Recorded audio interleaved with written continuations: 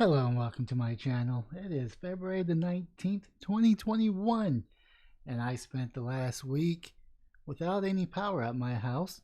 Now, luckily, my mom also lives in Austin, and her house had power, so I kind of camped up there for a couple of days while my house got power. And it got power back on yesterday, last night, and of course, the roads are really iced over, so I decided to wait until this morning to make that trek, and I did, and now I'm home, and I'm going to be making this video. Now, of course, is this the depth of green energy, the Texas power grid? I don't think it's going to be the depth of green energy, but we definitely going to need to consider all the points of failures that happen in Texas. Now, from what I understand, the wind turbines did freeze, but that only contributes about 7% of our power. Now, was that enough to kick off the supply and demand issue that we're seeing in Texas? I don't know. I'm not an electrician. My guess is probably didn't help the situation, but I do have a couple of news articles here. But however, this one's the most interesting one, is how to winterize wind turbines so they don't freeze. Now, Sweden is known for their ice, so as Texas struggles to keep infrastructure intact amid the icy chill brought by winter storms, Uri, research from another cold country could help the Lone Star State better prepare its power grid for future winter events. Pretty much the problem with sub-zero temperatures and a humid air that is ice will form on windmill turbines. Stefan Scarp, I think his name is, head of the Power of Scaffellow Craft, told reporters when ice freezes to the wings, the aerodynamics changes for the worse, and so that the wings catch less and less wind until they don't catch any wind at all. To prevent this problem ahead of time, maintenance workers found that adding a thin layer of carbon fiber to the wings of the turbines that can automatically heat can prevent the ice before it forms. Anti-icing protection is primarily employed by aircraft companies. Those planes and devices must survive cold altitudes. This technology is expensive and can have negative effects on turbine efficiency. Moreover, it is not suited for warmer climates. So yeah, the issue is Texas isn't built for winter. From what I understand, wind turbines failed.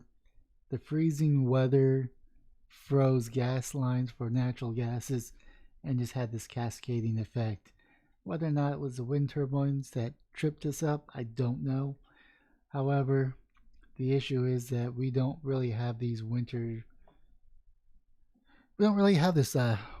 weather a lot, and when it happens, it usually happens at the detrimental of our grid, and we definitely need to work on improving our grid, whether it's to add more power stations throughout the state or just, I don't know, maybe paying closer attention to the weather and if it's going to dip and actually going to affect it. Now, the issue with Texas, well, not really the issue, but it could be an issue. But one of the things that has going for it is that Texas is a really big state. If you actually took the state of Texas and any European country, there's some overlap. I think Texas may be bigger than most other European countries and probably slightly smaller than some of the larger ones. Especially if you take Kuwait, which is a Middle Eastern country, and you overlap them, there's pretty much equal square mileage. So it's a really big country.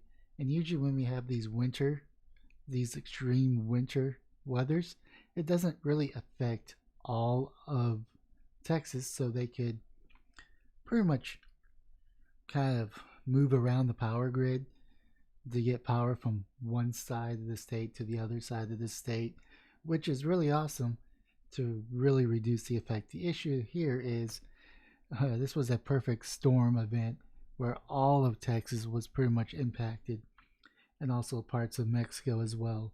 So that also contribute to this cascade failure event that is known as the blizzard of 2021, where most of Texans were without power. So I don't know what the solution is other than maybe winterize a lot of our equipment.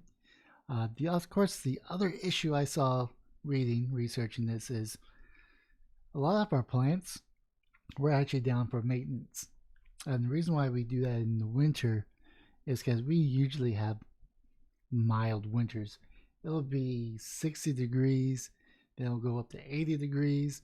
A couple of days we'll have 90 degrees, then back down to 30 degrees for a day or two, then back up. Very rarely do we see temperatures below 20.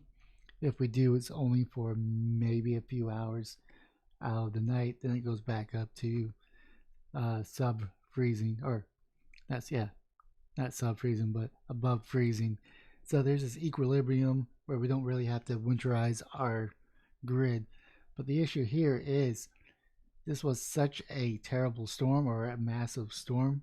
It encompassed all of Texas, which was also freezing pipes, which are not really insulated for the winter because that costs money. So here's the dilemma.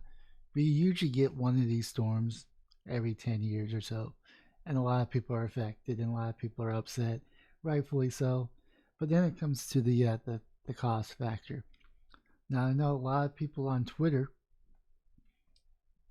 are also complaining that our grid is not attached to the United States. Now, I'm not a component of actually having a centralized grid for the whole of the United States, because the United States is really big. I think the only country that might be larger is Russia, but most of Russia is actually cold, and most of it's unusable. But still, it doesn't change the fact. But the reason is you don't want a centralized grid, because that's a single point of failure.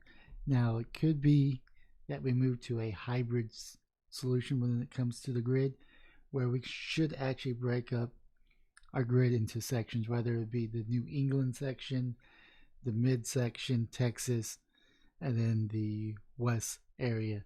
That way we don't have a single point of failure, but we also keep in place emergency connections to where, let's say, Texas has abundant of energy because it's summer and we're able to produce that much.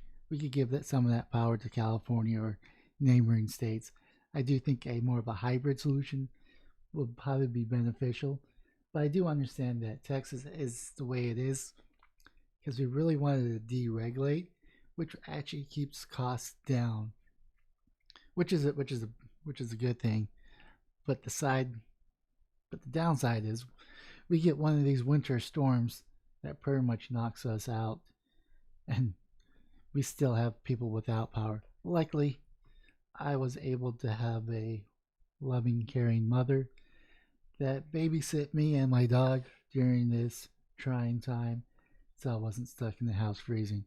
Anyways, leave your comments down below and what your thoughts about this whole cluster of a mess.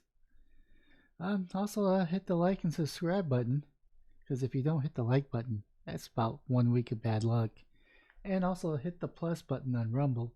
But most importantly, stay warm, stay safe, and have yourself a wonderful day, morning, or evening.